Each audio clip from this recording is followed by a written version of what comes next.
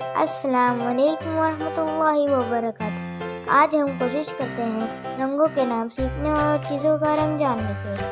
लाल, लाल सेब, लाल टेलीफोन, लाल टमाटर।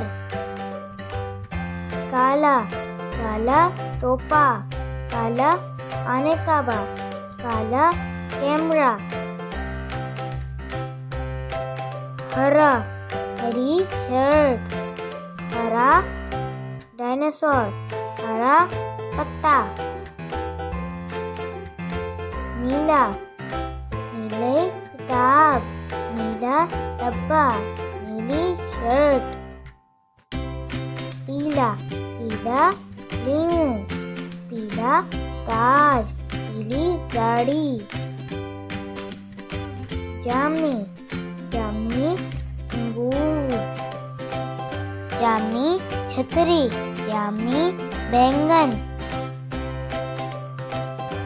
फिरोजी, फिरोजी शर्ट, फिरोजी गाड़ी, फिरोजी हीरा। गुलाबी, गुलाबी पर्स, गुलाबी घर, गुलाबी लॉलीपॉप। सुरमई, सुरमई मकड़ी, सुरमई माइक, सुरमई पाना। कत्थई, कत्थई दरवाजा, कत्थई घड़ी, कत्थई पर्स।